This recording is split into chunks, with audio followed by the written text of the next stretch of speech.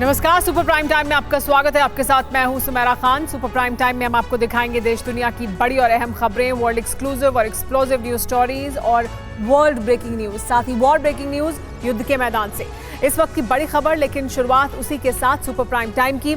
Hamas का exit war, Gaza का द्वितीय चरण संहार। तेल अवीव से सबसे विध्वंसक खबर यही है, सीज फायर खत्म हो चुका है और महाविनाशक युद्ध का दूसरा चरण शुरू हो गया है। इजरायल सरकार ने मंशा जाहिर कर दी है कि दूसरे चरण में दक्षिण गाजा का हाल उत्तरी गाजा जैसा कर दिया जाएगा।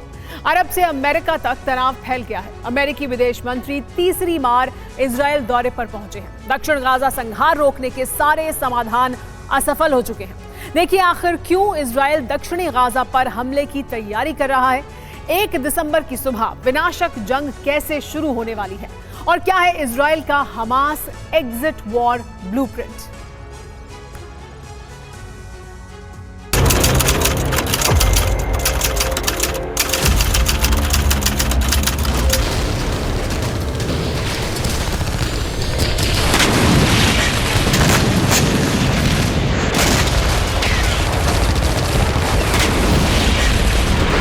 אז התשובה שלי היא חד משמעית כן.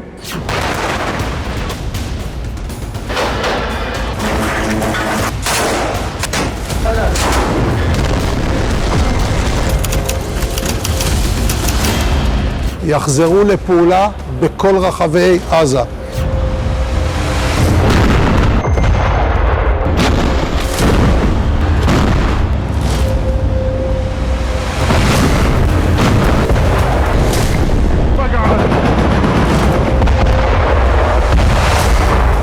गाजा में युद्ध का दूसरा चरण अटल है। शांति और बारूद के बीच बस कल है।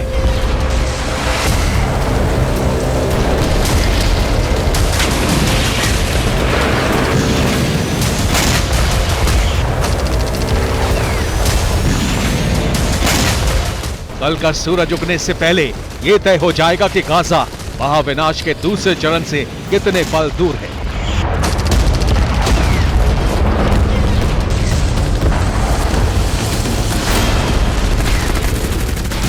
गाजा विनाश के दूसरे चरण का आरंभ 28 नवंबर की तस्वीरों से ही हो गया था, जब दक्षिणी गाजा पर इजरायल ने बारूदी वर्षा की थी।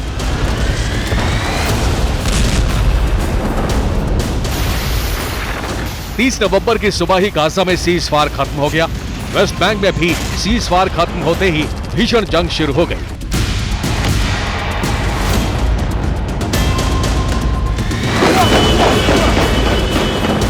इसके साथ ही यरूशलेम में गोलीबारी शुरू हो गई। हमलावरों ने आईडीएफ को निशाना बनाया। इस हमले में इजरायल के 3 जवान मारे गए। हालांकि जवाबी एक्शन में इजरायल ने दोनों हमलावरों को ढेर कर दिया।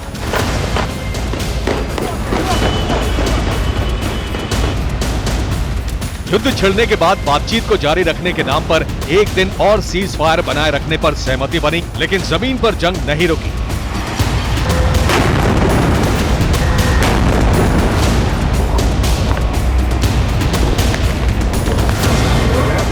अब गाजा विनाश के लिए इजरायल के सैनिक और आर्टिलरी तैयार हैं, क्योंकि ये अंदेशा है कि अब हमास की शर्तें मानने को इजरायल तैयार नहीं है और ना ही हमास बिना शर्तों के बंधकों को रिहा करने वाला है।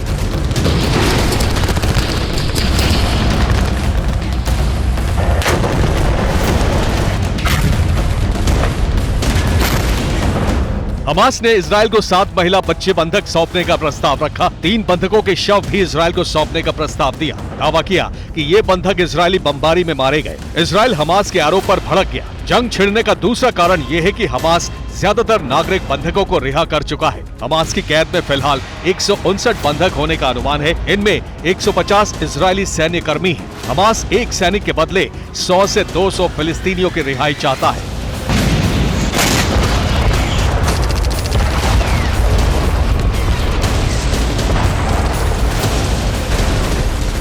हमास की शर्तें इजरायल मानने को तैयार नहीं है और इसीलिए जंग के दूसरे फेज की शुरुआत हो चुकी है।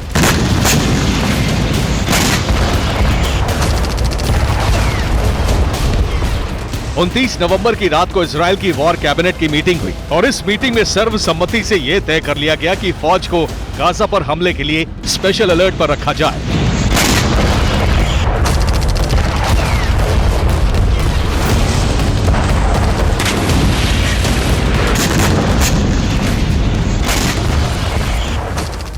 בימים האחרונים אבל אני שומע שאלה, האם לאחר מיצוי השלב הזה של החזרת חטופינו, ישראל תחזור ללחימה? אז התשובה שלי היא חד משמעית כן. אין מצב שאנחנו לא חוזרים ללחימה עד הסוף. זו המדיניות שלי, הקבינט כולו עומד מאחוריה, הממשלה כולה עומדת מאחוריה, החיילים עומדים מאחוריה, העם עומד מאחוריה, זה בדיוק מה שנעשה.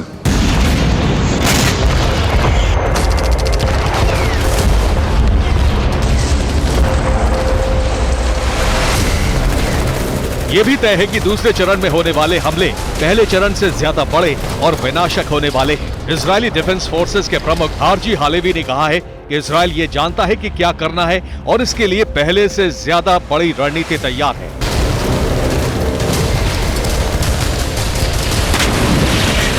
इजरायल के रक्षा मंत्री ने संकेत दिए हैं कि इस बार गाजा पर पहले से ज्यादा बड़ा धावा बोला जाएगा और ऑपरेशन उत्तरी गाजा तक सीमित नहीं होगा।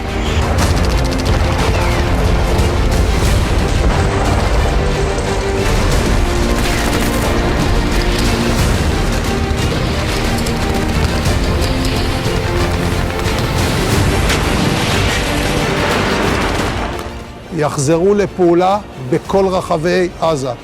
אם יש למישהו ספק, אנחנו נמשיך, נתמרן ונגיע עד להכרעת האויב ולהחזרת החטופים לביתם.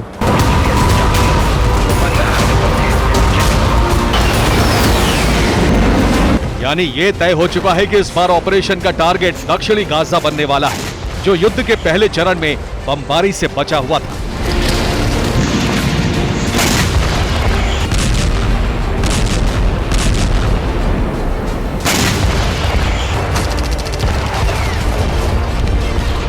दक्षिणी गाजा में इजरायल एक बड़े लक्ष्य के साथ ऑपरेशन शुरू करने वाला है।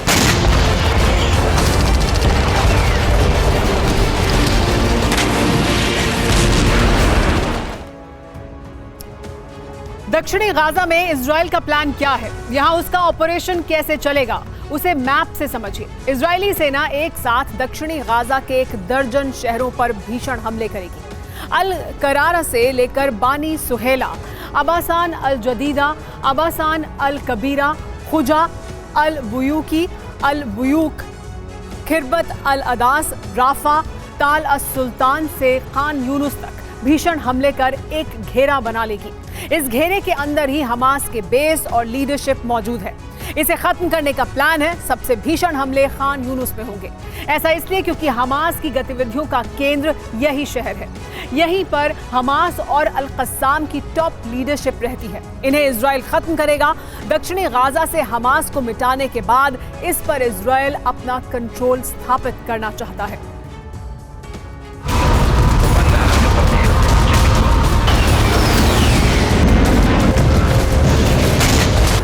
पांच दिन की सुलह के बाद कलह का दूसरा चरण शुरू हो चुका है, क्योंकि हमास भी नहीं चाहता है कि इजरायल के बंधकों की रिहाई जल्द की जाए।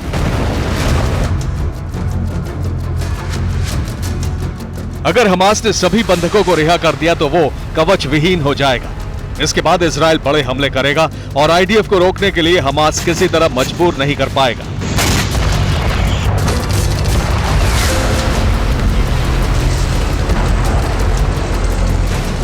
जंग के दूसरे चरण में प्लान है दक्षिण गाजा की तबाही, और अब अमेरिका भी इजरायल के इस प्लान से चिंता में है।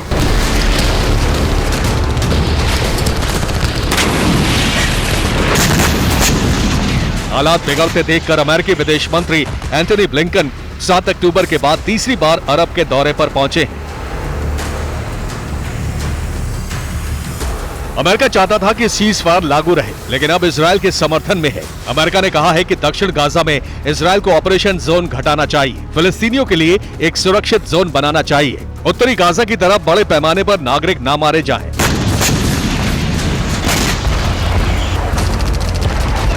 अमेरिका ने इजरायल से कहा है कि उसे यह तय करना होगा कि नागरिकों की सुरक्षा पर खतरा ना हो, इसके क्या उपाय किए जा सकते हैं।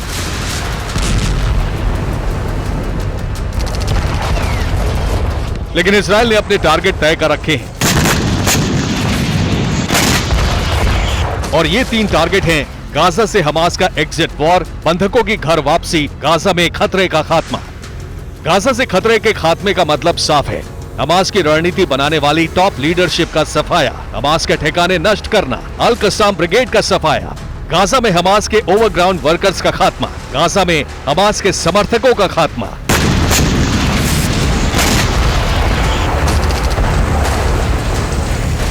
הלחימה תימשך ותתרחב לכל מקום שנדרש ברחבי הרצועה. לא יהיו ערי מקלט.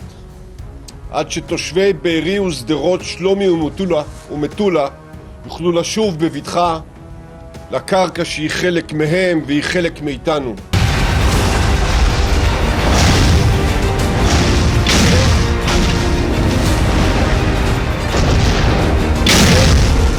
यानी इजराइल के टारगेट पर हर वो इंसान है जो किसी न किसी तरह हमास से जुड़ा है, और यही संकेत है कि गाजा का भविष्य सिर्फ विनाश है।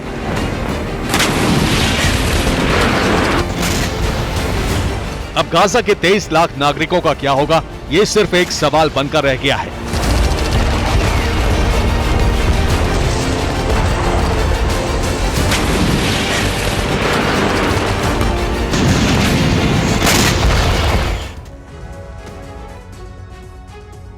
इस वक्त की बड़ी खबर आपको बता दें, यूक्रेनी ठिकानों पर रशियन ड्रोन से हमला हुआ है। रूस ने FPV ड्रोन से हमला किया। मरियंस्की इलाके में यूक्रेनी मोर्चे पर यह हमला किया गया। FPV ड्रोन के जरिए रूस ने करा है यह हमला।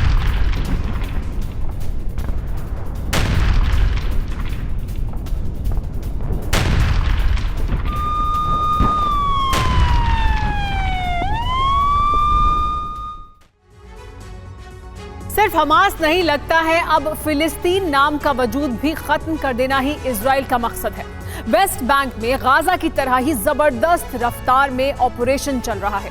हमास समर्थकों और जेनिन ब्रिगेड को खत्म करने का लक्ष्य बताकर वेस्ट बैंक में दाखिल हुई इजरायली फौज ने कई इलाकों में अपनी कार्रवाई की है।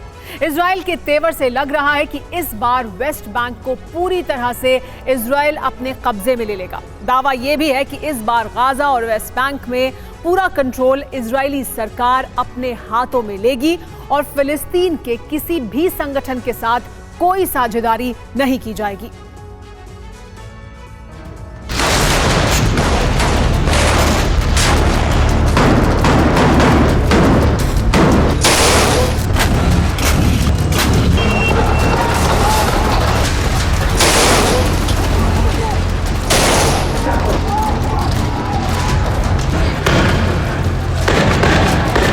चंद मिनटों में पूरी मैगजीन खाली।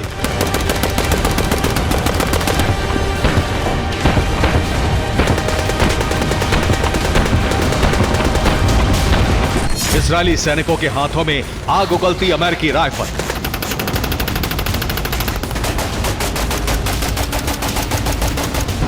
अख्तरबंद गाड़ियों के ऊपर से मशीन गन से गोलियों की बरसात, ग्रेनेड, रॉकेट लॉन्चर और उससे भी घातक टैंक के गोले।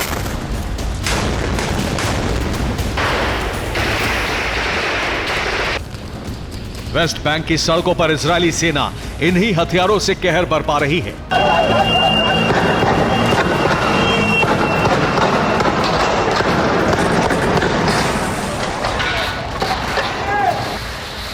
रामल्ला, तुलकर्म और जेनिन जैसे इलाकों में अक्टूबर के दूसरे हफ्ते से इजरायली आर्मी का ऑपरेशन जारी है। हमास के समर्थकों और जेनिन ब्रिगेड के कई लड़ाकों के मारे जाने का दावा किया जा चुका है।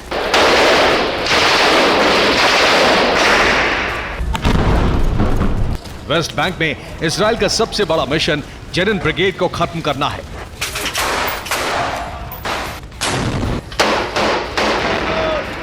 इजरायली सेना ने जेनिन के 2 कमांडरों को ढेर करने का दावा किया है। हालांकि जेनिन ब्रिगेड इस दावे को गलत बता रहा है। इजरायली सेना के मुताबिक सेना ने जेनिन बटालियन के 2 सीनियर नेता को मार गिराया। जेनिन कैंप में सेना और जेनिन ब्रिगेड के लड़ाकों में मुठभेड़ हुई। मोहम्मद अल जुबैदी और अबू वतन नाम के कमांडर मारे गए। जेनिन में इस वक्त युद्ध का सबसे भीषण दौर शुरू हो गया है। गोलियों की आवाज के बीच एक बड़े इलाके में आग लग गई है। रिपोर्ट के मुताबिक सेना विद्रोहियों से निपटने के लिए उनके ठिकानों को जला रही है। जेनिन में इस जंग की वजह आपको बताते हैं। इजरायली सैनिक जेनिन के कैंपों को आतंकियों का गढ़ बताती है। कैम्प में इस्लामिक जिहाद हमास के लड़ाकों के छिपे होने का दावा करती है। जेनिन में इजरायली सेना की सबसे बड़ी मुसीबत जेनिन ब्रिगेड है।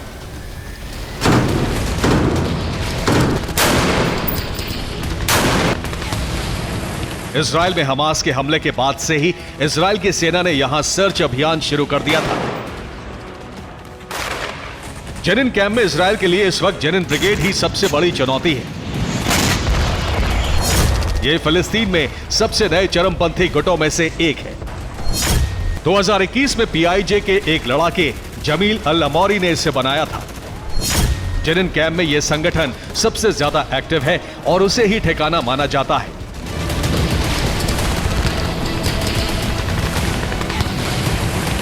जेनिन ब्रिगेड में हमास और फिलिस्तीनी इस्लामिक जिहाद के अल कुद्स ब्रिगेड के लड़ाके शामिल हैं। हालांकि इजरायल की सेना इसे बहुत ताकतवर नहीं मानती, लेकिन मौजूदा तस्वीरों से जाहिर हो रहा है कि जेनिन ब्रिगेड का समर्थन करने वालों की तादाद बहुत ज्यादा है। गोलियां बरसाने के अलावा इजरायली फौज यहां कई बुलडोजर के साथ पहुंची है। मकानों के साथ गाड़ियों पर भी बुलडोजर चलाया जा रहा है। रामल्ला की इन तस्वीरों से वेस्ट बैंक के हालात का अंदाजा हो रहा है। सेना की गाड़ी पर एक साथ कई पेट्रोल बम फेंके गए। इस दौरान कई धमाके और गोलीबारी की आवाज सुनाई देती है। रिपोर्ट के मुताबिक वेस्ट बैंक में इसी तरह लगातार हमले हो रहे हैं।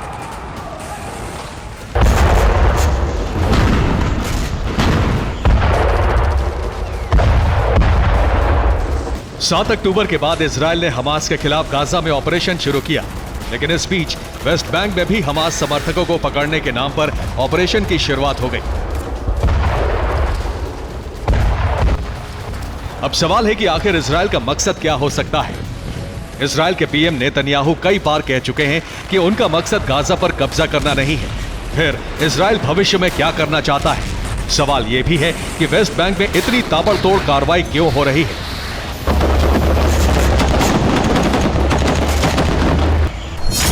एक्सपर्ट्स के मुताबिक इजरायल इस बार गाजा में बफर जोन बना सकता है।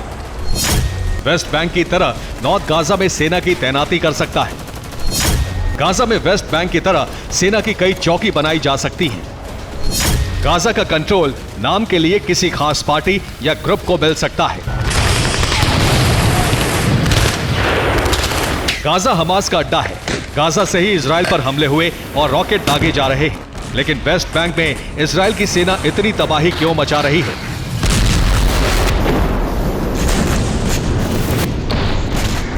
एक तर्क यह भी है कि यह इजरायल का ऑयल मिशन हो सकता है। इतिहास गवाह है कि इजरायल ने जब जब युद्ध किया है, फिलिस्तीन की जमीन का बड़ा हिस्सा इजरायल के कब्जे में गया है। इजरायल क्या चाहता है, इसका इशारा इजरायली खुफिया विभाग के मंत्री गिला गैमेलियल के एक बयान से मिला है। मंत्री गिला गैमेलियल के मुताबिक जंग खत्म होने के बाद दुनिया की तमाम संस्थाएं गाजा को पुनर्स्थापित करने में जुटेंगी, लेकिन मेरा मानना है कि गाजा को फिर से पुनर्स्थापित करने के बजाय विस्थापित किया जाए, उसे दुनिया के किसी और हिस्से में शिफ्ट किया जाए। इस बयान के बाद माना जा रहा है कि इजरायल गाजा, हमास और फिलिस्तीन जैसे तमाम नामों से पूरी तरह से मुक्ति चाहता है, ताकि उसके गैस और तेल के ठिकानों पर किसी तरह का खतरा ना रहे। गाजा और वेस्ट बैंक के करीब कई इलाकों को लेकर इजरायल के बड़े सपने और उम्मीदें हैं। गाजा से सटा हेलिट्स ऑयल फील्ड, वेस्ट बैंक के पास मेगेस ऑयल फील्ड से इजरायल को बड़ा मुनाफा हो सकता है। भूमध्य सागर में मौजूद गाजा मरीन गैस फील्ड पर भी इजरायल कब्जा करना चाहता है। माना जा रहा है कि गाजा से लेकर वेस्ट बैंक तक का पूरा शासन इजरायल अब अपने कब्जे में रखेगा, ताकि कभी भी इजरायल विरोधी गुट पनप ना सके। इजरायल के लिए यह कोई बड़ी बात नहीं है, क्योंकि वेस्ट बैंक के सिर्फ 40% हिस्से में ही इजरायल का कंट्रोल नहीं है।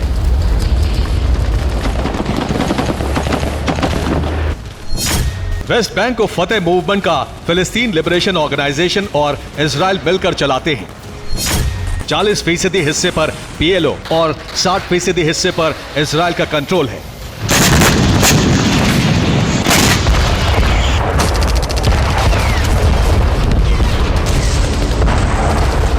वेस्ट बैंक को कंट्रोल करना इजरायल के लिए इसलिए आसान है क्योंकि वेस्ट बैंक में फिलहाल 3 तरह के इलाके हैं। ओस्लो समझौते की शर्तों के मुताबिक एरिया ए फिलिस्तीनी प्रशासन और पुलिस नियंत्रण में है। ये वेस्ट बैंक का 18% हिस्सा है। एरिया बी फिलिस्तीनी प्राधिकरण इजराइल की सेना के नियंत्रण में है। ये वेस्ट बैंक का लगभग 22% हिस्सा है। एरिया सी पर पूरी तरह से इजराइल का कब्जा है। ये वेस्ट बैंक का 60% हिस्सा है। माना जा रहा है कि अब इजराइल पूरे सिस्टम पर कंट्रोल करेगा और फिलिस्तीन नाम के वजूद को ही दुनिया से खत्म कर दिया जाएगा। Bureau report, TV9, Bharatvarsh. युद्ध के मैदान से आ रही इस वक्त की बड़ी खबर, रूस का बक M2 एयर डिफेंस सिस्टम नष्ट हो गया है। यूक्रेन ने हमास से एयर डिफेंस को उड़ा दिया। खेरसॉन में यूक्रेनी सेना का पलटवार देखने को मिला है।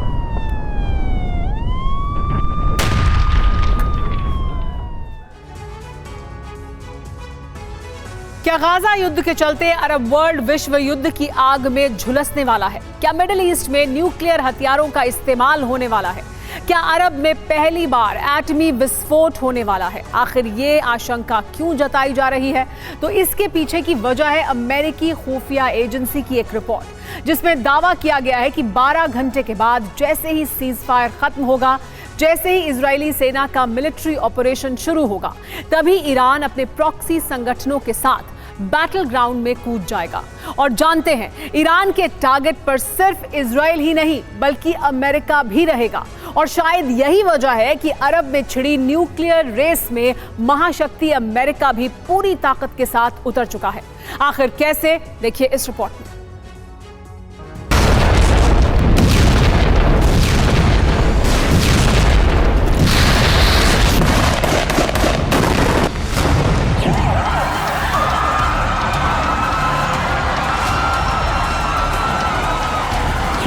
कागजी सीजफायर का दी एंड होने वाला है।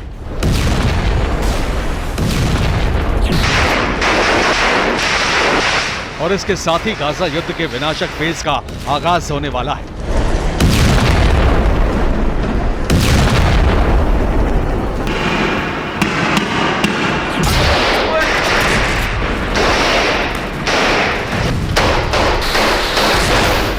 जिसमें सिर्फ इजराइल या फिर हमास के लड़ाके ही नहीं बल्कि पूरी ताकत के साथ ईरान भी उतरेगा।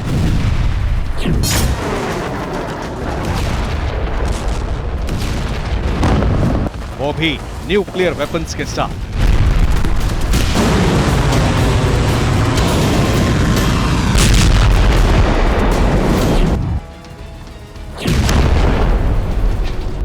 सिर्फ 12 घंटे का वक्त बचा है और इन 12 घंटों के बाद कथित सीज फायर पूरी तरह खत्म हो जाएगा।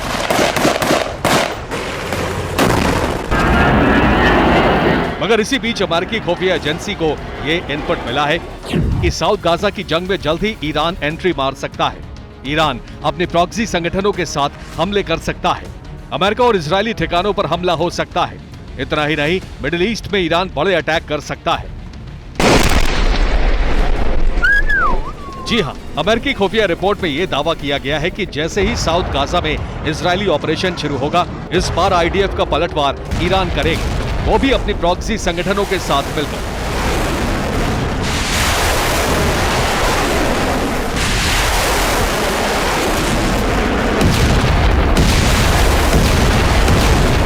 लेकिन सबसे सन्न करने वाली बात यह है कि इजराइल और अमेरिका को टारगेट करने के लिए ईरान किसी भी हद तक जा सकता है, कुछ भी कर सकता है। आशंका तो इस बात की जताई जा रही है कि पहली बार मिडिल ईस्ट में एटमी वॉर का आगाज हो सकता है, जिसकी शुरुआत कोई और नहीं बल्कि ईरान ही करेगा।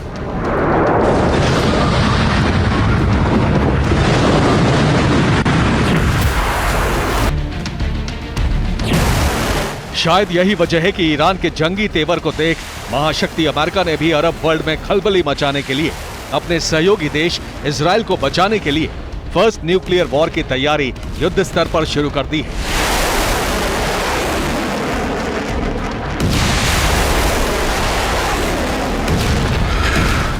और सबसे ज्यादा गौर करने वाली बात यह है कि इस बार अमेरिका अकेला नहीं बल्कि पूरी ताकत के साथ अरब वर्ल्ड में एंट्री मार रहा है। आखिर कैसे, ये भी जान लीजिए। 15 साल बाद अमेरिका के परमाणु बम ब्रिटेन को ट्रांसफर। यूएस का B-2 spirit bomber B-61-12 atom bomb से लोड ब्रिटेन ने अपने 8 युद्धपोत सुएज कैनाल की तरफ रवाना किए। नॉर्वे और जर्मनी सुपरसोनिक हथियार बनाने की तैयारी में जुटे।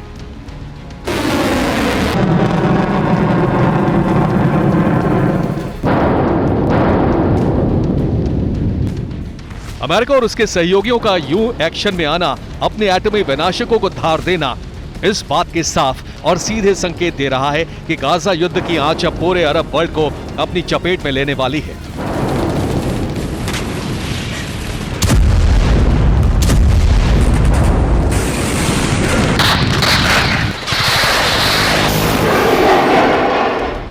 यकीन मानिए, अगर अरब में युद्ध छिड़ा तो इस बार अरब की जंग गोला बारूद से नहीं बल्कि न्यूक्लियर विनाशकों से लड़ी जाएगी, जिसे जंग का सबसे विध्वंसक हथियार माना जाता है।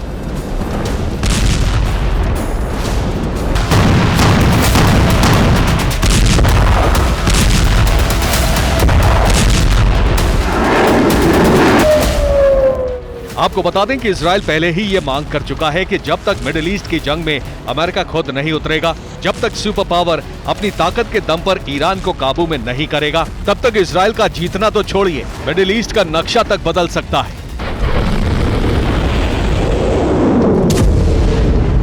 हालांकि अब तक बाइडेन खुद सीज फायर के पक्ष में थे, मगर बीते 24 घंटों में मिडिल ईस्ट में कुछ ऐसा हुआ जिसके बाद बाइडेन का माथा ठनक गया।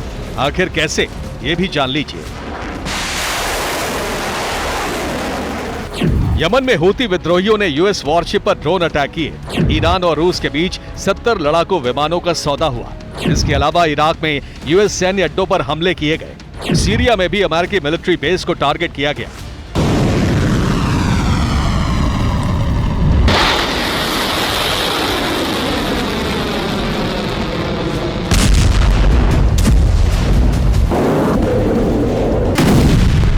ईरान और उसके प्रॉक्सी संगठनों ने मिडिल ईस्ट में जो आक्रामकता दिखाई, उससे अमेरिका के होश फाख्ता हो गए। वहीं इजराइल भी सन्न रह गया, क्योंकि अगर ईरान ने जंगी मोर्चा संभाला, अगर वो गाजा युद्ध में कूदा, तो फिर अरब वर्ल्ड में जंगी आग भड़कना तय है।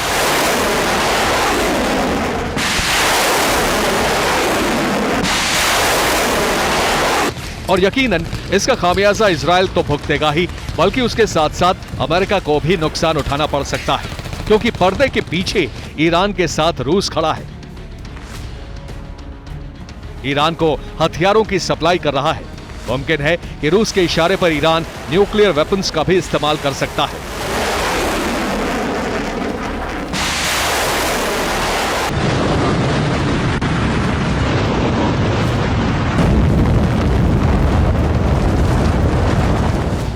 लिहाजा ऐसा ना हो, गाजा की जंग विश्व युद्ध में तब्दील ना हो, उसमें ईरान और रूस का दबदबा ना बढ़े, इसके लिए अमेरिका ने अभी से मिडिल ईस्ट के चारों तरफ हैवी डिप्लॉयमेंट कर दी है। जल थल नभ तीनों वॉर फ्रंट पर जंगबाजों की तैनाती कर दी है।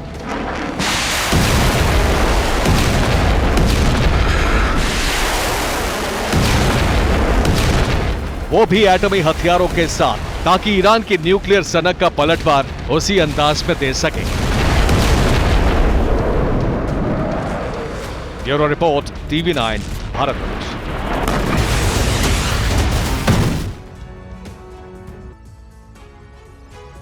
इस वक्त की बड़ी खबर जो युद्ध के मैदान से आ रही है वो ये कि यूक्रेन का रूसी कमांड पर हमला देखने को मिला है। डोनेट्स्क की रूसी कमांड पर यह हमला किया गया। रूस की सैन्य पोस्ट को यूक्रेन ने तबाह कर दिया इस हमले में।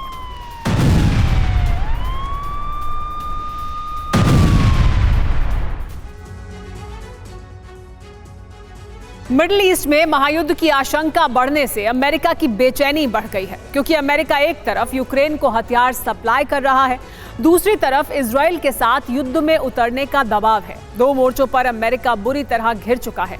अब बाइडेन युद्ध नीति बदल सकते हैं, जिससे यूक्रेन पर सरेंडर का खतरा मंडराने लगा है, क्योंकि रूस बड़ी तबाही की तैयारी कर चुका है। इस बीच बाइडेन को डर है कहीं यूक्रेन दूसरा अफगानिस्तान न बन जाए, जिससे उसे भारी नुकसान उठाकर वहां से भागना पड़े।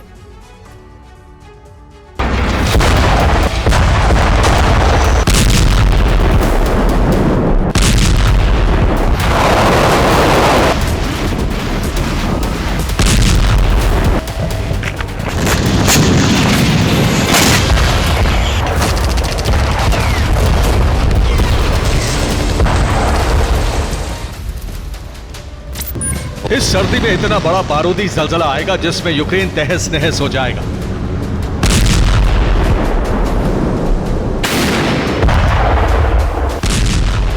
और ज़ेलेंस्की का क्रीमिया जीतने का ख्वाब हमेशा के लिए टूट जाएगा। इसका सीधा मतलब है कि यूक्रेन जंग हारने वाला है। ज़ेलेंस्की सरेंडर पर मजबूर हो जाएंगे। इसमें अमेरिका भी ज़ेलेंस्की को नहीं बचा पाएगा, क्योंकि अमेरिका के लिए यूक्रेन दूसरा अफगानिस्तान बन चुका है। इस सब का फायदा रूस उठाएगा। वो मिसाइल स्ट्राइक से यूक्रेन के ताबूत में आखिरी कील ठोक देगा। अब सवाल उठ रहा है कि आखिर अमेरिका और नेटो आखिर क्यों यूक्रेन से पीछा छुड़ाना चाहते हैं। दरअसल रूस यूक्रेन युद्ध में अमेरिका बिना लड़े फंस गया है। उधर मिडिल ईस्ट में भी ईरान ने उसकी घेराबंदी कर ली है। यही वजह है कि रूस बेहद तेजी से एक प्लानिंग के तहत यूक्रेन के इलाकों पर कब्जा करता जा रहा है। अवदीव्का जीतने के बाद रूसी सैनिक आगे बढ़ रहे हैं, तेजी से पूर्व और दक्षिण यूक्रेन की तरफ बढ़ रहे हैं, जिससे यूक्रेनी सैनिकों में भगदड़ की स्थिति बन गई है। हथियारों की कमी से वो युद्ध लड़ने को तैयार नहीं है।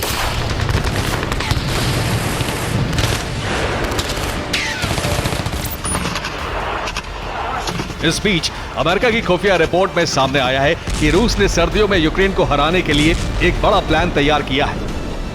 खुफिया रिपोर्ट के मुताबिक रूस ने जो ब्लूप्रिंट तैयार किया है, उसके मुताबिक सीक्रेट तौर पर मिसाइल तैयार की जा रही है। इसी तरह ड्रोन का भी प्रोडक्शन बढ़ाया जा रहा है। यूक्रेनी सैनिक पूरी तरह थक जाएंगे, तब मिसाइल स्ट्राइक से रूस यूक्रेन को तबाह कर देगा।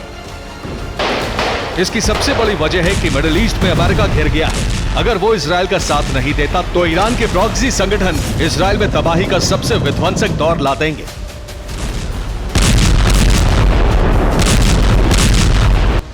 इसका असर यह होगा कि अरब देशों के बीच अमेरिका का दबदबा खत्म हो जाएगा। यानी अमेरिका ना तो यूक्रेन मोर्चे पर कुछ कर सकता है और ना ही मिडिल ईस्ट में हालात उसके काबू में है। और स्थिति अफगानिस्तान में 20 साल चले युद्ध से अमेरिका को भागना पड़ा था। हथियार छोड़ और दूसरे लॉजिस्टिक सपोर्ट को छोड़ अमेरिकी सैनिकों ने तय समय सीमा से अफगानिस्तान खाली कर दिया था। यूक्रेन में भी हालात उसी तरफ जाते दिख रहे हैं। जीतने की सारी उम्मीदें दम तोड़ रही हैं।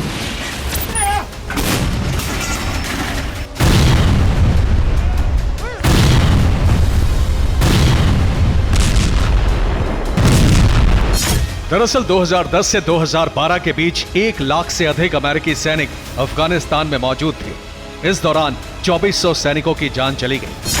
2011 और 2012 में अफगानिस्तान में अमेरिकी सेना पर करीब 45 लाख करोड़ रुपए खर्च हुए थे। आंकड़ों के मुताबिक 2001 से 2020 तक अमेरिका ने अफगानिस्तान में सिर्फ सेना पर ही 150 लाख करोड़ से ज्यादा खर्च कर दिया है। कॉस्ट ऑफ वॉर रिपोर्ट के मुताबिक अमेरिका ने अफगानिस्तान में 20 साल में करीब $3 ट्रिलियन से ज्यादा खर्च किया। ये खर्च भारत की जीडीपी से भी ज्यादा है। भारत की जीडीपी ने हाल ही में $3 ट्रिलियन का लक्ष्य हासिल किया है। यूक्रेन में अमेरिका खुद को फंसा हुआ पा रहा है, इसलिए सेफ एग्जिट की प्लानिंग में है, यानी सम्मानजनक स्थिति बनाई जाए। इसकी जिम्मेदारी नेटो चीफ जेंस स्टोल्टनबर्ग को दी गई है, क्योंकि नेटो भी ये मान चुका है कि इन हालात में यूक्रेन का जंग जीतना बेहद मुश्किल है। यूक्रेन को F-16 मिलने के बाद भी स्थितियां ज्यादा नहीं बदलने वाली। हमें लंबी जंग के लिए तैयार रहना होगा, यानी या तो लंबा युद्ध लड़ो या फिर समझौता करो। और अमेरिका फिलहाल इस परिस्थिति में नहीं है कि यूक्रेन और मिडिल ईस्ट दोनों जगहों पर लंबा युद्ध लड़े। इसलिए अमेरिका फोकस मिडिल ईस्ट पर शिफ्ट कर रहा है। और ये तस्वीर साफ हो गई जब यूक्रेन रूस युद्ध और अरब में बढ़ते तनाव पर नेटो के विदेश मंत्रियों की मीटिंग ब्रसेल्स में हुई, जिसमें रूस की शर्तों पर समझौते का रास्ता निकालने का मुद्दा भी उठा। क्योंकि नेटो ये बात समझ चुका है कि सर्दियों में रूस ने हमले तेज कर दिए हैं। दूसरी तरफ ज़ेलेंस्की का कमांडर इन चीफ वालेरी ज़ालुझनी से विवाद बढ़ता जा रहा है, क्योंकि वालेरी काउंटर ऑफेंसिव में फेल हुए हैं। इसी का नतीजा है कि रूस इतना हमलावर है कि खेरसॉन में बढ़त बना चुका यूक्रेन अब डिफेंसिव मोड में आ गया है। उसके सैनिक वहीं रुक गए हैं, जबकि रूसी सैनिक आगे बढ़ते हुए तबाही मचा रहे हैं। यहां तक कि टैंक और आर्मर्ड व्हीकल भी तहस नहस करता हुआ आगे बढ़ रहा है।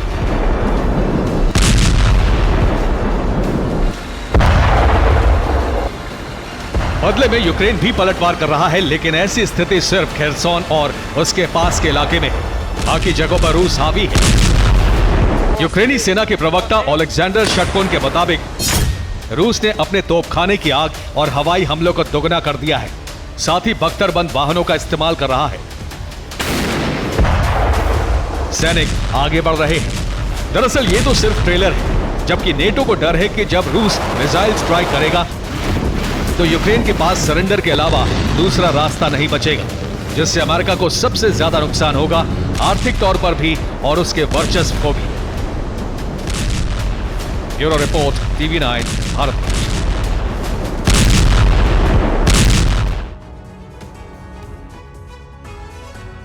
यूक्रेनी सेना को चित्त करने के लिए ज़ेलेंस्की ब्रिगेड में खलबली मचाने के लिए पुतिन की फौज ने सॉलिड डिफेंस और विध्वंसक अटैक का प्लान तैयार किया है, जिसमें मॉडिफाइड हथियारों का इस्तेमाल होगा या अपग्रेडेड वेपन। और जानते हैं इस कड़ी में पुतिन ने किन वेपन्स को पहले से ज्यादा विध्वंसक बनाया है। पहला हथियार है क्लस्टर बॉम्ब और दूसरा हथियार है एंटी ड्रोन जैमर। आखिर कैसे ये दो वेपन यूक्रेनी सेना के लिए काल साबित होंगे, आप भी देखिए।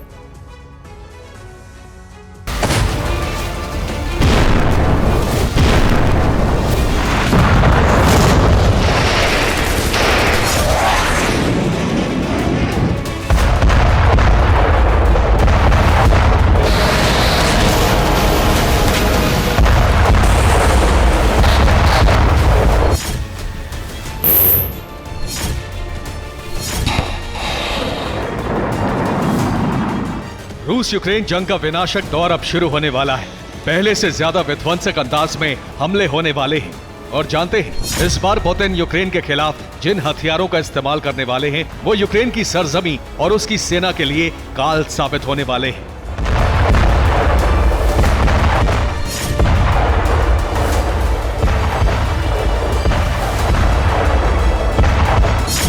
जी हां, रूसी डिफेंस की तरफ से जो ताजा अपडेट सामने आया है उसके मुताबिक यूक्रेन के खिलाफ आर पार की जंग में इस बार रूसी सेना मॉडिफाइड वेपन्स का इस्तेमाल करेगी। और इस कड़ी में सबसे पहला नाम है modified RBK 500 cluster bomb, drone identifier jammer.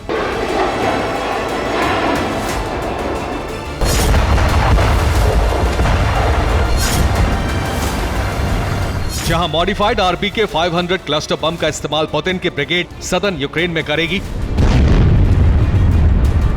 वहीं ड्रोन आइडेंटिफायर जैमर को रूसी नौसेना ने ब्लैक सी में तैनात किया है।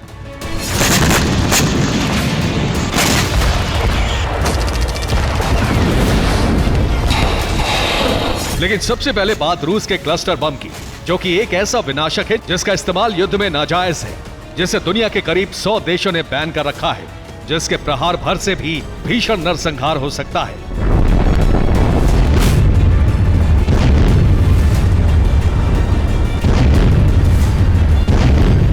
अब उसी प्रलयंकारी बम से यूक्रेन में रूस तबाही मचाएगा।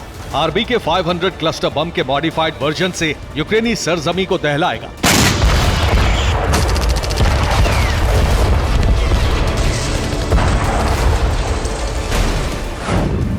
क्योंकि रूस ने RBK 500 क्लस्टर बम का ग्लाइड वर्जन तैयार किया है, जिसके चलते RBK 500 पहले से ज्यादा घातक हो चुका है। RBK 500 को नेविगेशन सिस्टम से लैस किया गया है। ग्लाइड बम की तरह RBK 500 में विंग्स लगाए गए हैं।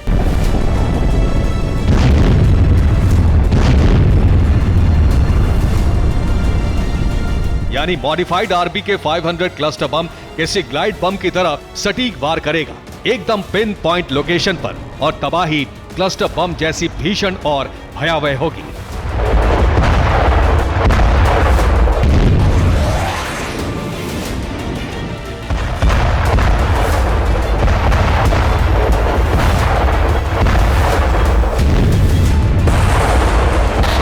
हालांकि पहले भी रूस डोनेस्क में RBK 500 क्लस्टर बम का इस्तेमाल कर चुका है, मगर इसके मॉडिफाइड वर्जन को खास तौर से विंटर वॉरफेयर के लिए तैयार किया गया है।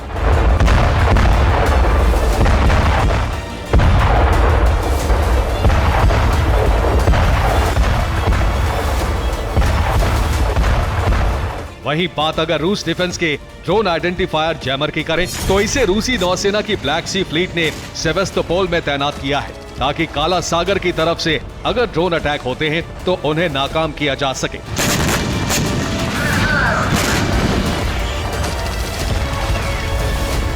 इतना ही नहीं, क्रीमिया पर भी जिस तरह यूक्रेनी सेना ड्रोन अटैक करती है, उसे भी पावरफुल एंटी ड्रोन जैमर की मदद से रोका जाए।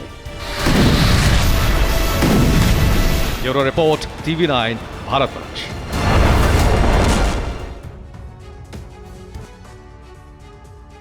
सीज फायर खत्म होते ही हमास फिर से हमलावर हो गया है। उधर इजराइल भी बम बरसा रहा है। इस बार हमास रूसी हथियारों से इजराइल में बड़ी तबाही मचा सकता है, क्योंकि हमास तक रूसी हथियारों की खेप पहुंच चुकी है और ये खेप उसे रूसी बंधकों की रिहाई के बदले में मिली है। यानी इजराइल की नाक के नीचे हमास ने रूस से सीक्रेट डील करके बता दिया कि उसके मंसूबे कितने खौफनाक हैं।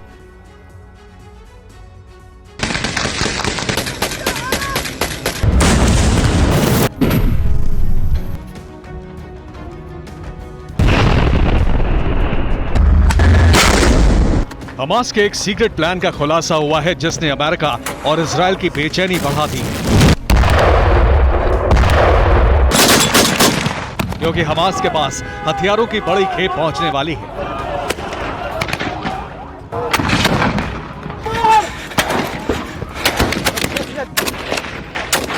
जिससे हमास 7 अक्टूबर जैसा हमला फिर से कर सकता है। और ये डील उन बंधकों की आड़ में हुई जिन्हें हमास ने छोड़ा है। येलेना रुपेनोव, इरेना ताती, हमास की कैद से छूटी दोनों महिलाएं रूसी नागरिक हैं। दोनों को सकुशल वापसी पर रेड क्रॉस और इजराइल दोनों ने मुहर लगा दी है। सीज फायर खत्म होने से ठीक पहले येलेना और उनकी मां इरेना को रेड क्रॉस के वाहन में राफा क्रॉसिंग के पास छोड़ा गया। इन्हें रिलीज करने पर हमास की तरफ से कहा गया, 2 इजरायली महिलाओं जो रशिया मूल की हैं, उन्हें पुतिन के सम्मान में छोड़ा गया है, जिन्हें छोड़ने के लिए रूस की तरफ से आग्रह किया गया था। सवाल उठ रहा है कि इजराइल में नरसंहार करने वाला हमास रूस के लिए इतना दरिया दिल कैसे हो गया, जबकि उसने इजरायली बंधकों को छोड़ते वक्त दोबारा हमले की धमकी दी थी। दरअसल इसके पीछे एक बड़ा खेल है। रूसी बंधकों को छोड़ने के लिए एक बड़ी डील हुई। रूसी बंधकों को छोड़ने के लिए हमास को हथियारों की बड़ी खेप पहुंचाई गई। हथियार सीरिया पहुंचाए गए, वहां से PIJ के जरिए हमास तक उन्हें पहुंचाया जाना तय हुआ। यानी हमास ने रूसी बंधकों की आड़ में तबाही मचाने का सामान लिया, जिससे वो इजराइल और अमेरिकी सैन्य ठिकानों पर बड़ा हमला कर सके। इस डील को लेकर किसी को कानो कान खबर नहीं हो पाई। बंधकों की रिहाई पर रूस की तरफ से कहा गया, रूसी नागरिकों को छोड़े जाने पर हम इजराइल के उन रूसी डिप्लोमैट्स का शुक्रिया अदा करते हैं जो लगातार हमास के संपर्क में थे।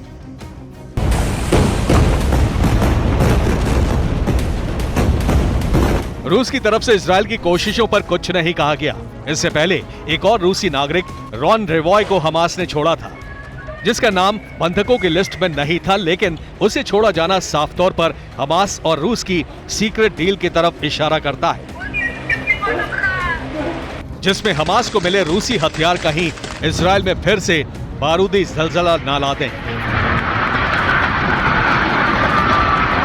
Bureau report, TV9 Bharatvarsh.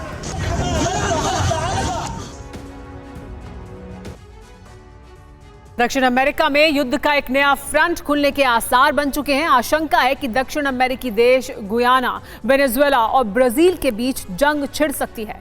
Brazil की इंटेलिजेंस सर्विस की रिपोर्ट पर वेनेजुएला बॉर्डर के नजदीक सैन्य तैनाती बढ़ा दी गई है। ये विवाद है गुयाना और वेनेजुएला के बीच, जो दक्षिण अफ्रीका की क्षेत्रीय शांति के लिए खतरा बन गई है।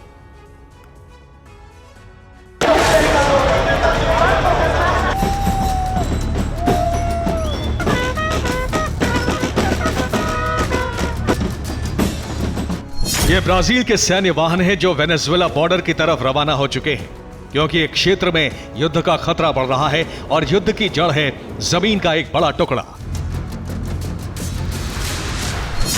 वेनेजुएला का पड़ोसी देश है गुयाना। गुयाना का एक क्षेत्र है एस्क्विबो। एस्क्विबो पर वेनेजुएला अपना दावा करता है। ब्राजील की इंटेलिजेंस एजेंसी ने खबर दी है कि इस पर कब्जे के लिए वेनेजुएला गुयाना पर हमला कर सकता है। दक्षिण अमेरिका में वेनेजुएला और गुयाना के बीच बहने वाली नदी एस्क्विबो से ही इस क्षेत्र का नाम पड़ा है। दोनों देशों के बीच एस्क्विबो का विवाद पुराना है। वेनेजुएला पर स्पेन का शासन था। वेनेजुएला कहता है कि स्पेनिश शासनकाल में एस्कोबो उसकी सीमा में था। 1899 में अंतर्राष्ट्रीय समझौते के तहत एस्कोबो गुयाना को दे दिया गया। 1962 में इस समझौते को वेनेजुएला ने गलत बताया। वेनेजुएला 1960 के दशक से एस्कोबो क्षेत्र पर दावा करता है। एस्कोबो में गुयाना के नेटिव लोग रहते हैं। 3 दिसंबर को वेनेजुएला यहां जनमत संग्रह करा रहा है। हालांकि एस्कोबो क्षेत्र के लोग जनमत संग्रह के खिलाफ हैं और गुयाना के साथ रहना चाहते हैं। I will tell you the truth. Nobody, indigenous people, are not prepared for any takeover. Nobody has informed us actually. Now it is being put on the table by us here as leaders trying to inform our people of the dangers that is above us. Report है कि Venezuela जनमत संग्रह में हारा तो इस क्षेत्र पर कब्जा करने के लिए जंग छेड़ सकता है। एस्कोबो 1,59,500 वर्ग किलोमीटर का क्षेत्र है। यह गुयाना की जमीन का 2/3 हिस्सा है। 2015 में एक्सॉन मोबिल नाम की कंपनी ने कहा कि एस्कोबो में तेल का बड़ा भंडार है। यहां कीमती खनिज और धातुएं भी हैं। गुयाना इस क्षेत्र से अपनी अर्थव्यवस्था को सुधारना चाहता है, लेकिन इस एस्कोबो पर वेनेजुएला की नजर है और इसके एक नहीं कई कारण हैं। एस्कोबो क्षेत्र वेनेजुएला में एक भावनात्मक मुद्दा है। वेनेजुएला के राष्ट्रपति निकोलस मादुरो ने इसको अपना चुनावी मुद्दा बना लिया है।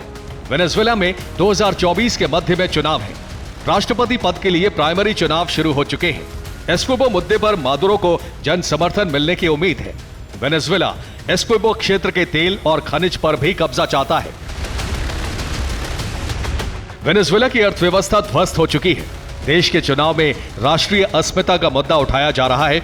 इसीलिए दक्षिण अमेरिका में वेनेजुएला और गुयाना के बीच एस्कोबो का मुद्दा और जोर पकड़ रहा है और यहां शांति भंग होने का खतरा बढ़ रहा है। Bureau report, TV9 Bharatvarsh.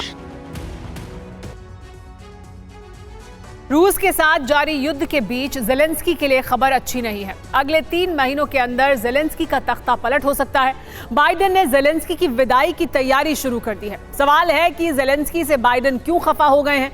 सवाल यह भी है कि अगर ज़ेलेंस्की को हटाया गया तो यूक्रेन में उनकी जगह कौन लेगा।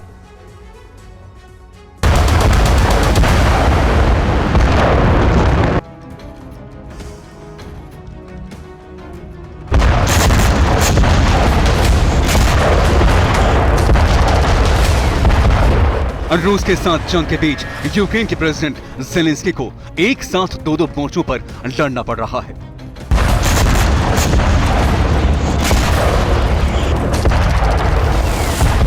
एक तरफ रूस ने यूक्रेन पर हमले बहुत तेज कर दिए हैं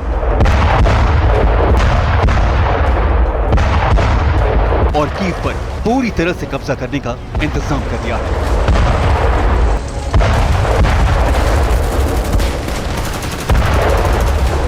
तो दूसरी तरफ हथियारों और गोला बारूद से लगातार यूक्रेन की मदद करने वाला अमेरिका भी अब ज़ेलेंस्की से नाखुश होता जा रहा है। एक रिपोर्ट के मुताबिक बहुत जल्द ही अमेरिका के इशारों पर ज़ेलेंस्की को सत्ता से हटाया जा सकता है।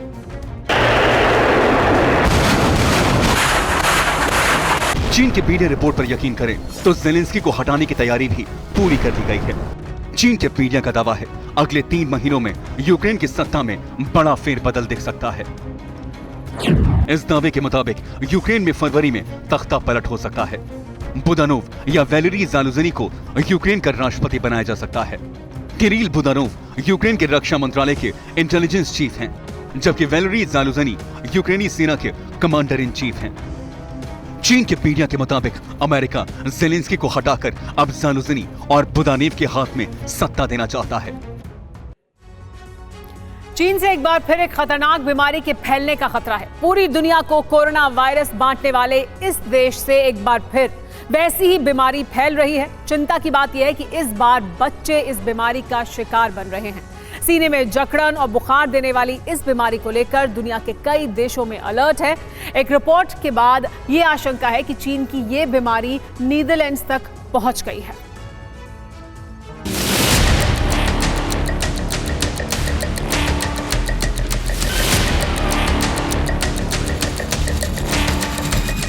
चीन के अस्पतालों में फिर भीड़ लग रही है।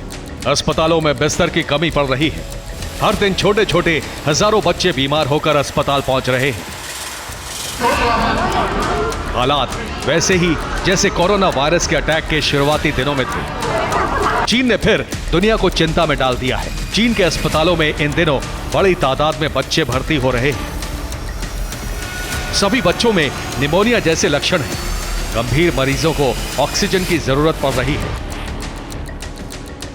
बच्चों को कोरोना की तरह ही सांस लेने में दिक्कत हो रही है और कई दिनों तक बुखार रह रहा है।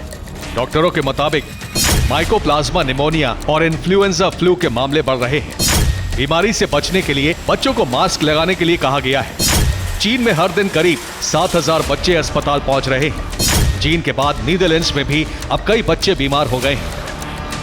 चिंता की बात यह है कि चीनी ऑफिशियल अथॉरिटी ने इसे रहस्यमय निमोनिया बताया है, जिसका कोई इलाज अभी चीन के पास नहीं है।